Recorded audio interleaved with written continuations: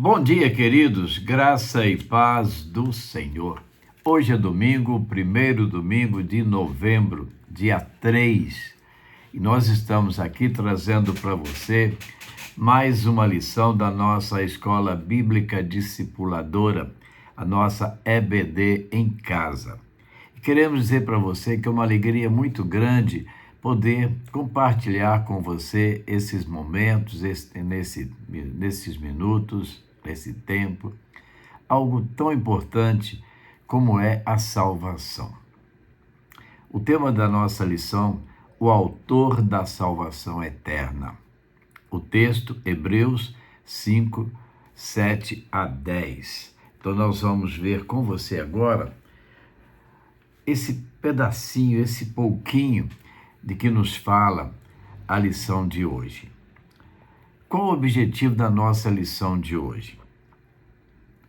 O objetivo é apresentar Jesus Cristo como o sumo sacerdote perfeito, que se compadece de nossas fraquezas e nos garante a salvação eterna, incentivando a gratidão pelo sacrifício de Cristo e o crescimento em conhecimento e prática da fé cristã.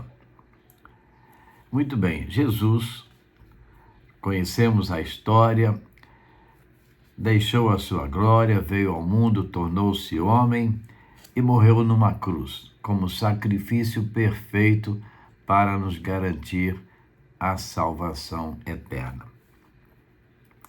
Na lição anterior, aprendemos que a fé em Cristo é o que traz sentido às nossas expressões de culto e que, por meio dessa fé, podemos entrar no descanso de Deus.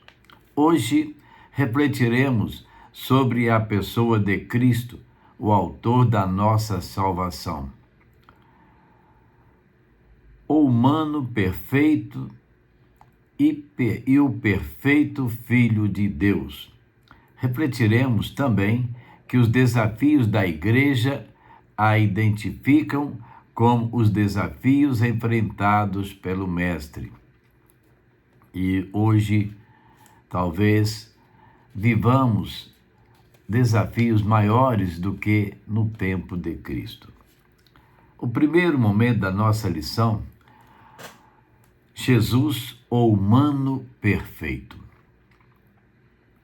O início do capítulo 5 da carta aos Hebreus é uma continuidade do que é expresso no final do capítulo 4, segundo o qual podemos confiar nas promessas do descanso de Deus, porque Jesus, o sumo sacerdote perfeito, entrou no santuário celeste após descansar das suas obras.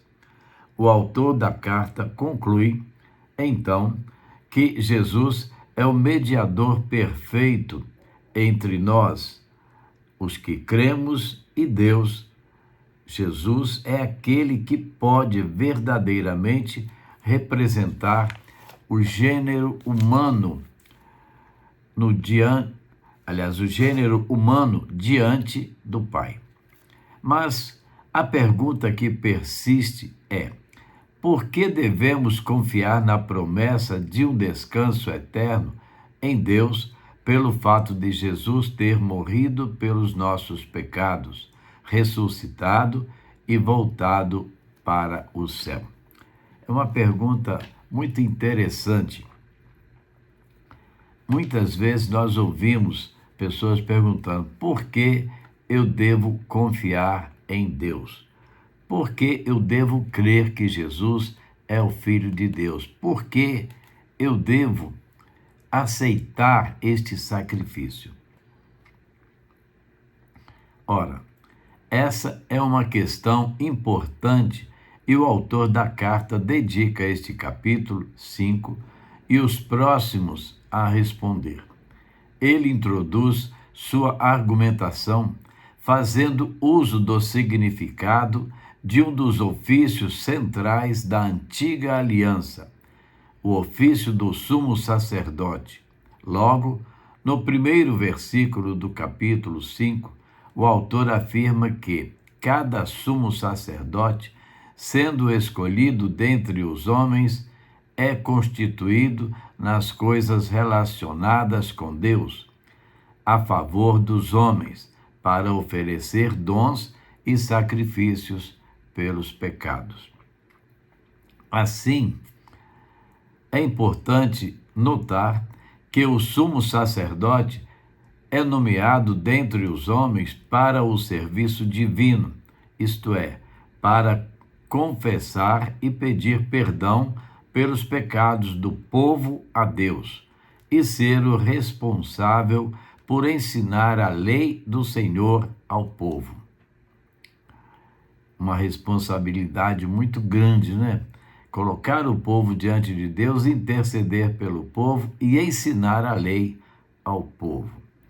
O sumo sacerdote, no tempo do Antigo Testamento, deveria ser descendente de Levi, um dos filhos de Jacó, segundo a ordem do Senhor a Moisés, expressa no livro do Êxodo, capítulo 28.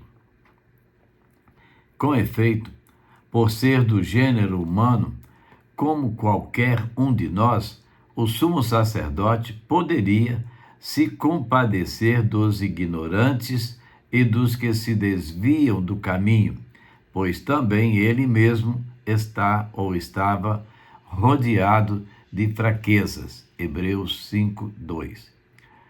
Por ignorantes, devemos entender aqueles que não conheciam a lei do Senhor, por aqueles que desviam, aqueles que conheciam o caminho, mas por conta dos próprios erros e pecados se afastavam da obediência a Deus.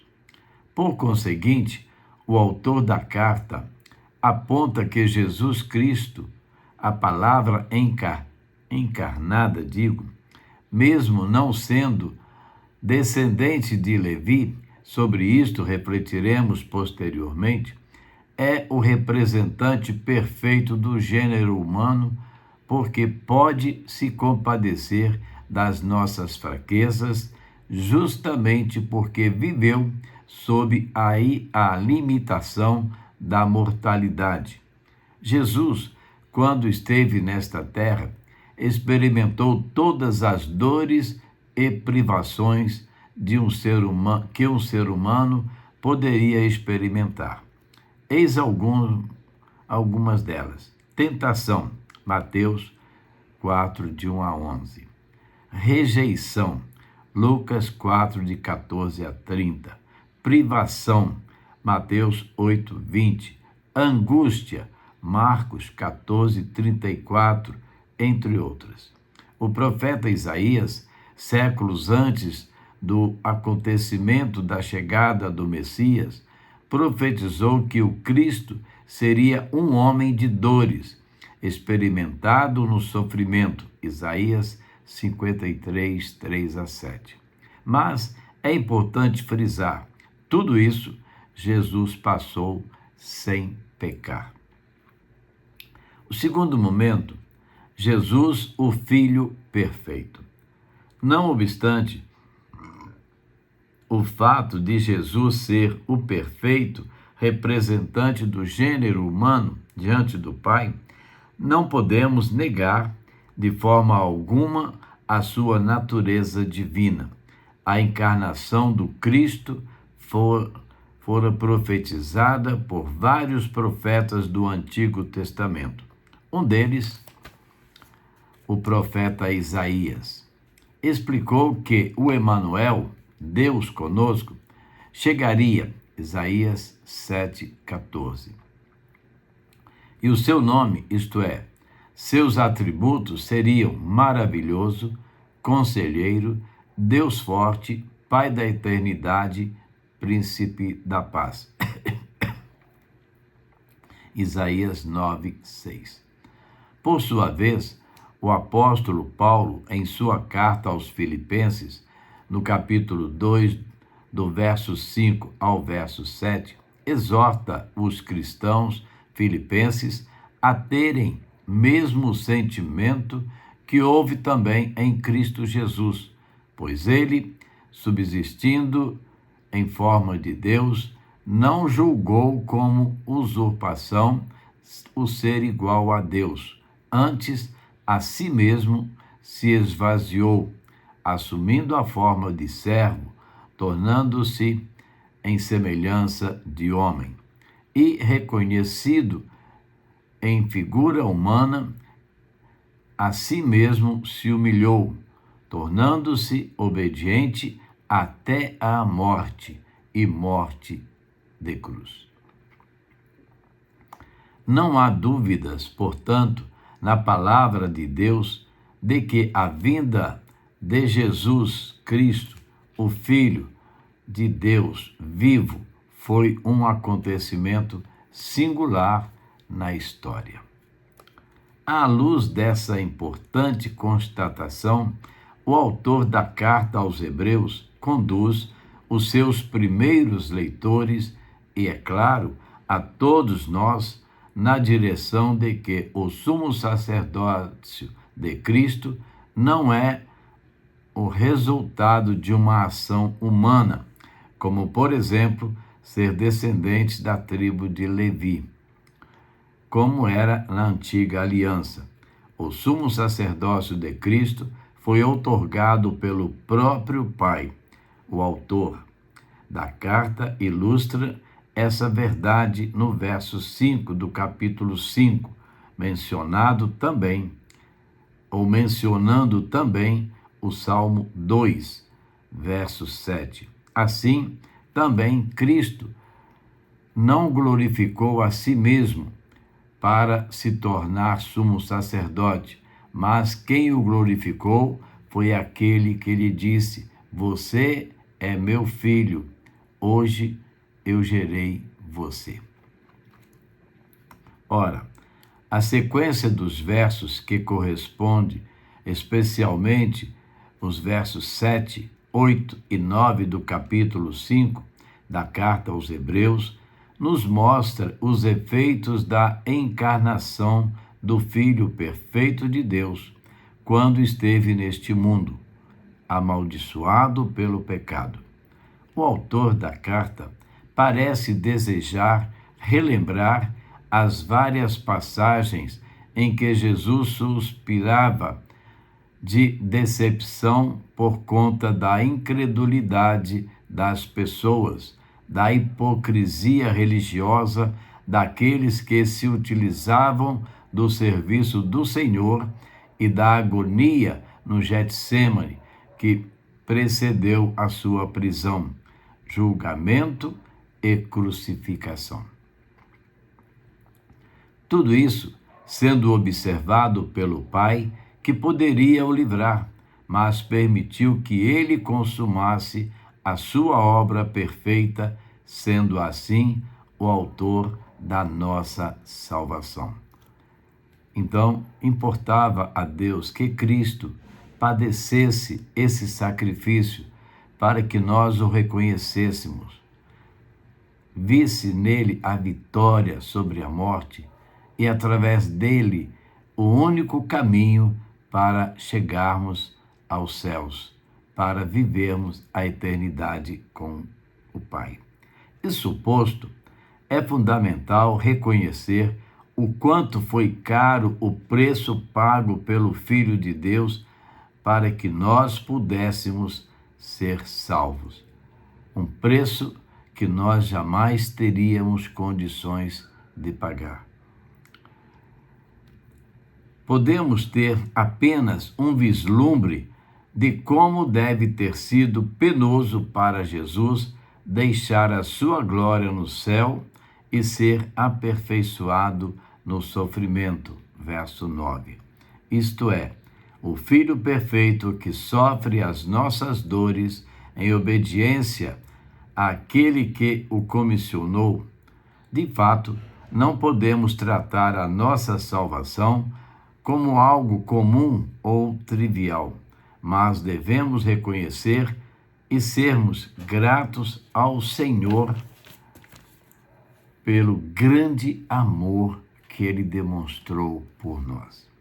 Terceiro momento, sua igreja, um constante aperfeiçoamento. Nós vemos algumas situações, quando fala-se de salvação, como é a salvação?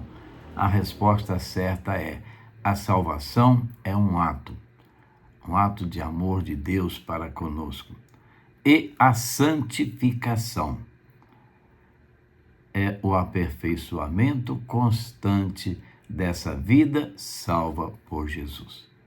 Então, enquanto estivermos neste mundo, estaremos aprendendo e sendo aperfeiçoado através do sangue, do sacrifício de Jesus e do seu sangue derramado na cruz. A esta altura, o autor da carta aos Hebreus parece fazer uma breve pausa em seu argumento para exortar os nossos primeiros irmãos sobre o perigo da apostasia, isto é, de abandonar a fé em Jesus. Ele introduz essa exortação mostrando que o abandono na fé é iniciado no coração daquele que não está firmado no conhecimento da palavra de Deus. Assim, o autor parece lamentar que os cristãos hebreus já deveriam estar muito mais fundamentados na fé em Jesus, mas em vez disso, eles ainda estavam precisando ser ensinados sobre a doutrina mais elementar da fé cristã. Pois é, a Bíblia nos diz que no final dos tempos muitos apostatarão da fé, entregando-se aos ensinamentos daqueles que querem desvirtuar a nossa atenção do caminho certo.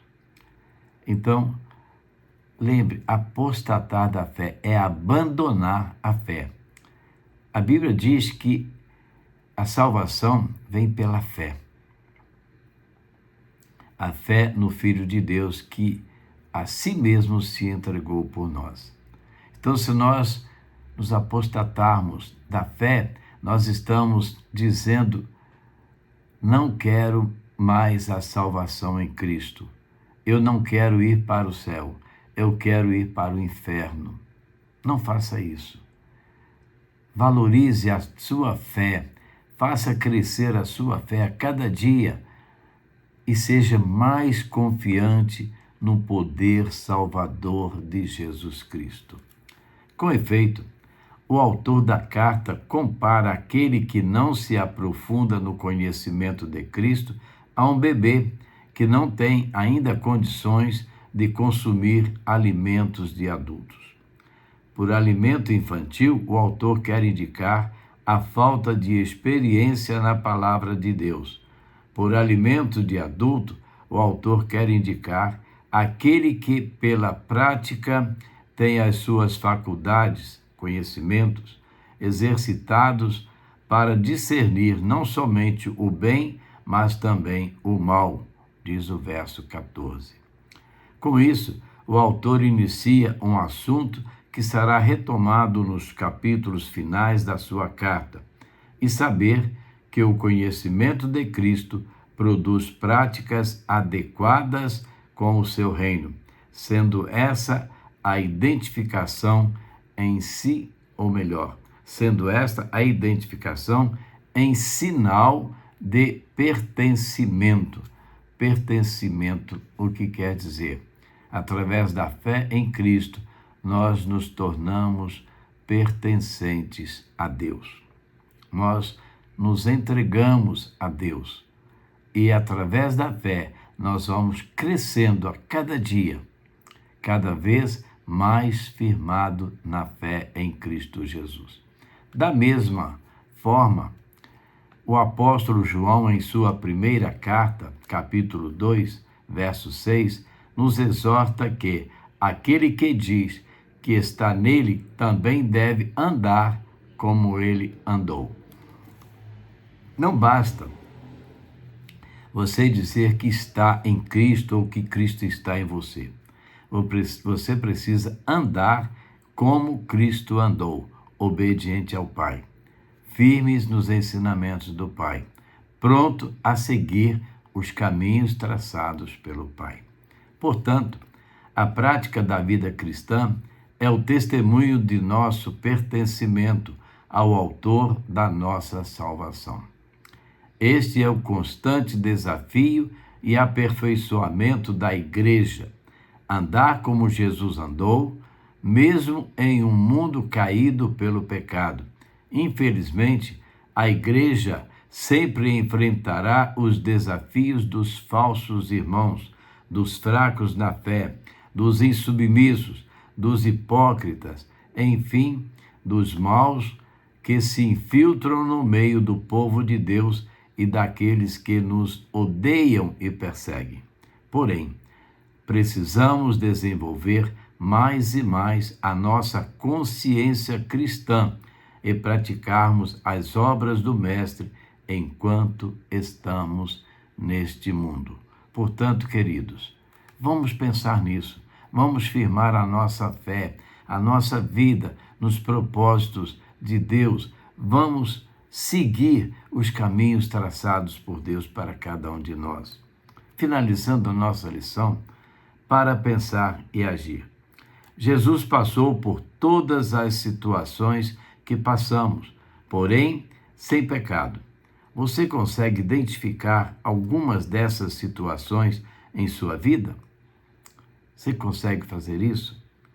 Como você tem aprendido com Jesus? Segundo, você imagina o quanto foi difícil para Jesus a vida neste mundo? Mas ele disse o que para nós? No mundo tereis aflições. Tende bom ânimo. Eu venci o mundo. Alguma vez você teve de se humilhar para retirar alguém de uma situação difícil? E finalizando, como você lida com as pessoas difíceis da igreja? Ora, e como temos pessoas difíceis na igreja? Não só seguidores, membros, servos, mas líderes. Quantos líderes são difíceis? E muitos desses líderes têm trazido grandes prejuízos para a Igreja de Jesus. Demonstra o amor de Jesus por elas. Você tem demonstrado esse amor de Jesus por essas pessoas? Vamos amá-las. Vamos clamar ao Pai para que Ele dê sabedoria, para que Ele dê discernimento, para que Ele dê entendimento, de forma que a Igreja do Senhor jamais venha a perecer. Amém? Vamos orar? Nosso Deus, nosso Pai, somos gratos ao Senhor pelo dia de hoje, o dia do Senhor, o domingo, quando nós nos esvaziamos das coisas do mundo para estarmos na presença do Pai num culto de adoração, um culto de dedicação, um culto de celebração à grande salvação que nos foi outorgada pelo Pai através de seu Filho Jesus Cristo. Ó, queridos, coloque a sua vida diante do Pai. Viva uma vida igual à vida de Jesus. Procure ser imitador. Faça igual Paulo fez. Paulo disse certa vez, não sede, ou melhor, sede meus imitadores naquilo que eu imito a Jesus Cristo. Que sejamos assim, não imitando o que o mundo faz, mas imitando aquilo que Cristo ensinou. Ó Deus, abençoe as nossas famílias, abençoe os nossos filhos para que eles possam buscar o caminho certo enquanto é tempo, Deus. Dirige os seus passos. Clamamos pelos enfermos, pelos enlutados, pelos enfraquecidos, por aqueles que estão vivendo momentos difíceis. Que o Senhor derrame a sua graça sobre cada um. E é no nome de Jesus que nós oramos. Amém. Vamos mais uma melodia, né? Sobre a firmeza na vida espiritual.